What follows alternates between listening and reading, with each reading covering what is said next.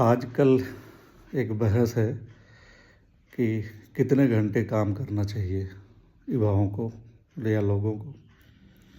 कोई कह रहा है कि घर में बैठ के बीवी का चेहरा कितनी देर तक निहार सकते हो, 90 घंटे काम करो, संडे को भी काम करो, कोई छुट्टी नहीं, बस काम करो काम करो। वो कोई कह रहा है कि हमारी बीवी तो काफ़ी सुंदर है, हम तो उसे निहारेंगे, हमें काम की गुणवत्ता से मतलब है, उससे नहीं। कोई 70 घंटे काम करने की सलाह दिया जा रहा है। तो काम करने की इन सलाहों के बीच में बीवी के चेहरे निहारने की अवधि के बीच में एक रिपोर्ट आई है। अखबार ने अच्छा काम किया है, रिपोर्ट निकाली है। अंग्रेजी का अखबार मिंट है। तो इसकी रिपोर्ट है कि भारत में काम करने की क्या स्थिति है। वैसे तो सभी जानते हैं कि भारत में काम करने की क्या स्थिति है।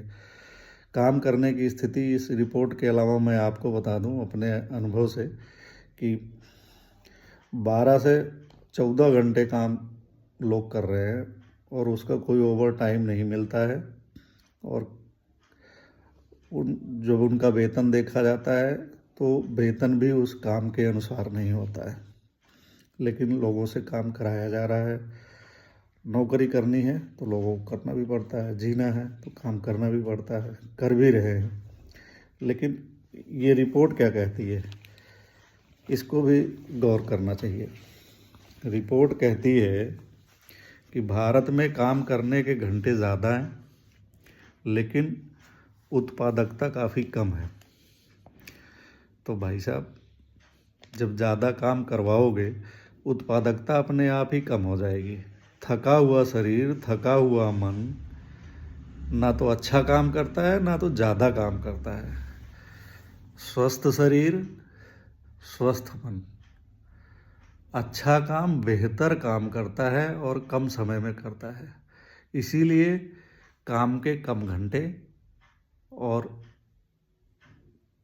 सप्ताह में 2 छुट्टियों का प्रावधान है। और भारत में तो कानूनन जो है 8 घंटे का प्रावधान है। उस 8 घंटे काम कराइए, 9 घंटे का नियम है, तो उसमें 1 घंटे जो है लंच और इन सब के लिए तय किया गया है। बाकी 8 घंटे काम के लिए हैं। तो ये 8 घंटे भी ज़्यादा है। काम की प्रवृत्ति को देखते हुए इसको भी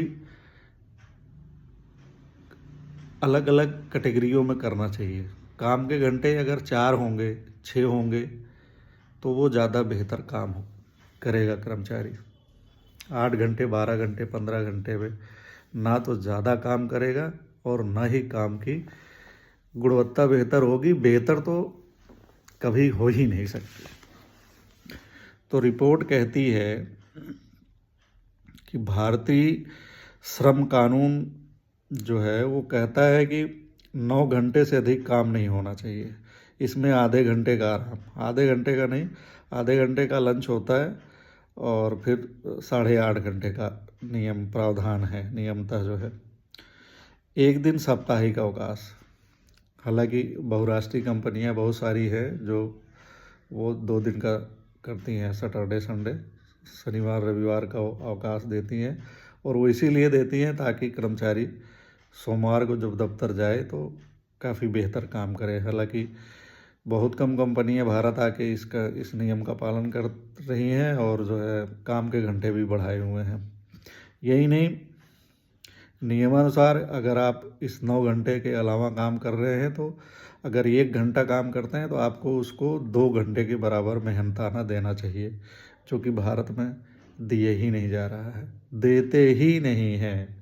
मतलब उसके बाद जो काम कराया जाता है लगभग जबरन कराया जाता है, और जबरन काम करा के आप किसी से गुणवत्ता तो कतई नहीं हासिल कर सकते। हाँ, अपना काम बर्बाद जरूर कर लेते हैं और कर भी रहे हैं, हो भी यही रहा है। अंतर्राष्ट्रीय श्रम संगठन के अनुसार एक भारतीय कर्मचारी औसतन हर सप्ताह 46.7 घंटे काम करता है। भारत सबसे अधिक काम करने वाले देशों में से एक है, सबसे अधिक। यहाँ 51% कर्मचारी हर सप्ताह 49 घंटे से अधिक काम करते हैं, मतलब 50 घंटे तक काम करते हैं हर सप्ताह। हालांकि अभी कुछ सज्जनों ने सलाह दी है कि 90 घंटे काम करो, 70 घंटे काम करो, और ये 50 घंटे काम जो कर रहे हैं ये भी दुनिया में सबसे ज़्यादा है। अंतर्राष्ट्रीय श्रम संगठन है ILO के अनुसार 170 देशों में सबसे ज़्यादा काम भारत में लिया जा रहा है। 170 देशों में सबसे ज़्यादा काम भारत में लिया जा रहा है। भारतीय कर्मचारी की न्यूनतम मासिक आय सबसे कम 19,000 है। कहने का मतलब ये है कि काम सबसे ज़्यादा और दाम यानी मेहनताना यानी वेतन यानी मजदूरी सबसे कम। अब सबसे कम वेतन देके, मेहनताना देके सबसे बेहतर काम तो नहीं करा सकते आप। कोई करेगा ही नहीं, और क्यों करेगा, किस लिए करेगा।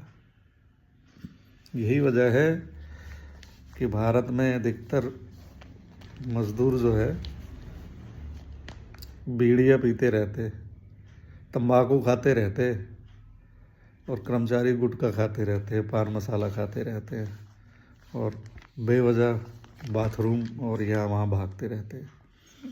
यही नहीं, काम से भी जी चुराते हैं और बेहतर काम नहीं करते, क्योंकि काम का बोझ उनके सिर पर, दिमाग पर लाद दिया गया है, और उसका परिणाम ही निकलना है, और यही निकल रहा है। रिपोर्ट कहती है श्रम कानूनों में ओवर टाइम को लेकर प्रावधान है। कई देशों में नियमित वेतन से 50% अधिक ओवर टाइम मिलता है। मैंने कहा ना कि 1 घंटे यदि आप काम कराते हैं ड्यूटी से अतिरिक्त, तो आपको 2 घंटे के बराबर वेतन देना पड़ेगा। यानी अगर एक दिन आप जो है 8 घंटे के अलावा 4 घंटे काम एक्स्ट्रा लेते हैं, तो आपको 2 दिन का वेतन देना पड़ेगा। ये कानून और प्रावधान है, भारत में भी है। भारत में ब्लू कॉलर कर्मचारी, मतलब जो निर्माण कार्यों, मशीन ऑपरेटर इत्यादि करते हैं, अपने सामान्य वेतन की दर से दुगुना ओवर टाइम पाता है, देना ही पड़ता है। हालांकि वाइट कॉलर कर्मचारियों, प्रबंधकों, पर्यवेक्षकों और अनुबंध पर काम करने वालों के लिए प्रावधान ही स्पष्ट नहीं है। यानी कि जो ब्लू कॉलर वाले में आते हैं कि निर्माण कार्य, मशीन वगैरह, यानी कि मेहनत और उन सब में जो करते हैं फैक्ट्रियों वगैरह में, वहाँ तो दे देते हैं, या कहीं मिल रहा होगा, कहीं नहीं भी मिल रहा होगा, कोई ज़रूरी नहीं है पालन किया जा रहा हो। लेकिन जो प्रबंधक हैं, पर्यवेक्षक हैं, सुपरवाइजर, इस टाइप के लोग हैं, उनको तो ओवर टाइम ही नहीं देते। कोई स्पष्ट प्रावधान ही नहीं, कुछ नियम कायदे ही नहीं है, और उनसे तो बस काम काम काम काम ही लिया जाता है। तो ये तो हालत है। उसके बावजूद कहा जा रहा है कि जो है कितनी देर तक बीवी का चेहरा निहारोगे, बताइए। 49 घंटे से अधिक काम करने वाले कर्मचारियों का प्रतिशत जो है, उसमें से टॉप 3 जो देश दिए गए हैं इस रिपोर्ट में, उसमें भारत है। 51.4 घंटे काम भारत में लिया जाता है। उसके बाद इंडोनेशिया है, जहां 21.9 यानी 22 घंटे काम होते हैं। यानी कि इंडोनेशिया जो दूसरे नंबर पे है, भारत में उससे 2 गुना काम लिया जाता है। और दक्षिण कोरिया है तीसरे नंबर पे, 16.6 यानी कि 17 घंटे आप लगा सकते हैं। तो इन दोनों की ही तुलना में आप अगर भारत की तुलना करेंगे तो आपको आसमान दिख जाएगा, या ज़मीन भी दिख जाएगी। हर माह वेतन भारत में 19,000 रुपये है, इंडोनेशिया में 47,000 रुपये है। बताइए, काम के घंटे ज़्यादा, वेतन सबसे कम 19,000। 51.5 घंटे काम, वेतन 19,000, और 22 घंटे काम, वेतन 47,000, और 17 घंटे काम, वेतन 17 लाख। ये दक्षिण कोरिया का है। तो इससे आप समझ सकते हैं कि अभी क्या हालात हैं, और जो सलाह दिया जा रहा है उसे मान लिया जाए तो क्या हालात हो जाएंगे। सबसे कम काम करने वाले जो 3 देश हैं, उसमें से कनाडा है, जहां 9 घंटे है, 8.9। फ्रांस है, जहां 8.8। और रूस है जहाँ 1.9 घंटे काम किया जाता है। और यहाँ वेतन है जो डॉलर में बताया गया है, कनाडा में $1,883, $1,883 है। और फ्रांस में $2,016 और रूस में है $534। ILO के मुताबिक ये दिया गया है। 170 देशों में सबसे आगे भारतीय, जबकि यहाँ के कर्मचारियों का वेतन सबसे कम है। मतलब 170 देशों में सबसे ज़्यादा काम करने वाले भारतीय हैं और सबसे कम वेतन पाने वाले भी भारतीय ही हैं। तो भैया बताइए, कौन अपनी बीवी का चेहरा निहारने घर पे बैठा हुआ है? निहारने नहीं कोई दे रहा है। इस तरह की बेतुकी बातें की जा रही है जिनका कोई सिर पैर है ही नहीं, जिनको पता ही नहीं है कि ज़्यादा काम करने का नतीजा क्या होता है, दुष्परिणाम क्या निकलता है भाई। तो इस तरह देश को बर्बाद किया जा रहा है।